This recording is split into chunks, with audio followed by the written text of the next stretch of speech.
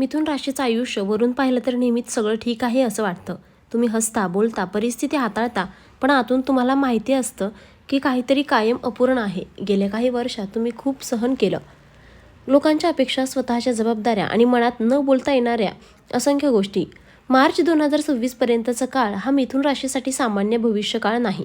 हा काळ म्हणजे नियतीने थेट हस्तक्षेप केलेला काळ आहे. काही घटना इतक्या ठामपणे घडतील की तुम्हाला स्वतःलाच प्रश्न पडेल की हे टाळता आलं असतं का? उत्तर आहे नाही, कारण हा बदल घडवण्यासाठी आहे आणि बदल कधीच सौम्य नसतात. ग्रहस्थिती सूचित करते की मिथुन राशीचं आयुष्य आता वरवर चालणार नाही. आतल्या आत साचलेली प्रत्येक गोष्ट बाहेर येणार आहे, सुखही आणि वेदनाही. आता अटळ घटना क्रमांक 1 आहे आयुष्य थांबल्यासारखं वाटल्यानंतर अचानक मिळणारी गती. मिथुन राशीच्या व्यक्तीला एक गोष्ट फार बोचते. मी इतका प्रयत्न करतो तरी माझ्याच वाटेला विलंब का? तुमचं आयुष्य काही काळापासून जणू एका जागी अडकल्यासारखं वाटत आहे. काम करता करता मनात सतत विचार येतो, माझी वेळ कधी येणार? माझं नशीब कधी साथ देणार? मी कमी आहे का? मार्च 2026 पूर्वी बुध ग्रह पूर्ण ताकदीने तुमच्या कर्मक्षेत्रात सक्रिय होणार आहे. याचा परिणाम असा होईल की लोक तुमचं मत विचारू लागतील. तुमचं बोलणं दुर्लक्षित न होता स्वीकारलं जाईल. जे दरवाजे वारंवार बंद झाले तेच दरवाजे अचानक उघडतील. हे यश एका रात्रीत मिळाल्यासारखं वाटेल, पण सत्य असं आहे की ग्रह फक्त तेवढंच देतात जे तुम्ही आधी कमावलेलं असतं. या काळात तुम्हाला पहिल्यांदा जाणवेल, हो, मी योग्य दिशेने चाललो आहे. ही घटना टळणार नाही, कारण हा काळच तुमचा आत्मविश्वास परत देण्यासाठी आहे. आता अटळ घटना क्रमांक 2 आहे विश्वास तुटण्याची अशी घटना जी तुम्हाला कायम बदलून टाकेल. मिथुन राशीचे लोक प्रत्येकाशी मन उघडत नाहीत, पण जेव्हा उघडतात तेव्हा पूर्ण मनाने उघडतात. मार्च 2026 पर्यंत राहू आणि चंद्राचा संघर्ष तुमच्या भावनिक विश्वात एक मोठा धक्का देणार आहे. ही घटना बाहेरून फार मोठी वाटणार नाही, पण आतून तुम्हाला हादरवून सोडेल. ज्याच्याशी तुम्ही रात्री उशिरापर्यंत बोललात, ज्याच्यासमोर तुम्ही अश्रू लपवले नाहीत, तोच व्यक्ती तुमच्या अपेक्षांपेक्षा वेगळा निघेल. हे विश्वासघातासारखं नसेल कदाचित, पण तो उपेक्षेचा घावही असेल, जो ओरखडल्यासारखा मनावर कायम राहील. या घटनेनंतर तुम्ही जास्त शांत व्हाल, जास्त निरीक्षण करणारे व्हाल आणि लोकांवर पटकन विश्वास ठेवणं थांबवाल.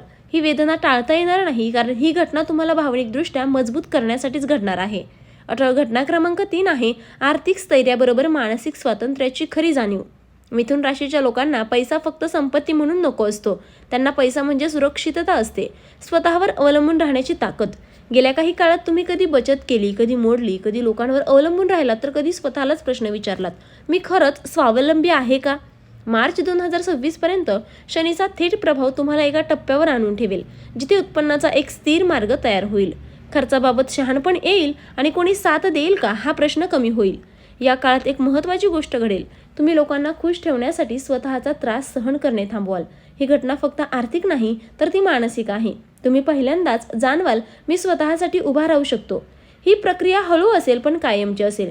ही घटना थांबवणं कोणाच्याही हातात नाही, कारण शनी जे शिकवतो ते आयुष्यभर उपयोगी पडतं. आता अटळ घटना क्रमांक 4 आहे चुकीचा किंवा उशिराचा निर्णय आणि कायमची खंत.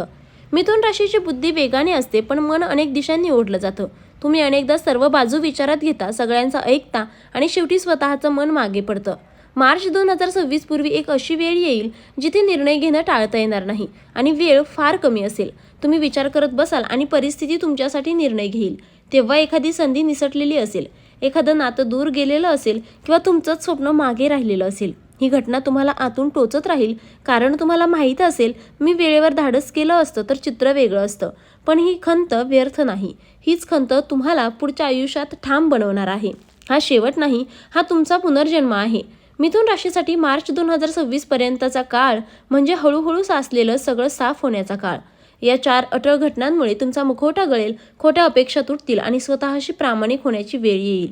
हो, 2 घटना वेदनादायक असतील, पण त्या वेदना तुम्हाला कमजोर करण्यासाठी नाहीत, तर जुनं ओझं काढून टाकण्यासाठी आहेत. मार्च 2026 नंतर तुम्ही कमी बोलाल, पण जास्त ठाम असाल. कमी लोकांवर विश्वास ठेवाल, पण स्वतःवर पूर्ण विश्वास ठेवाल.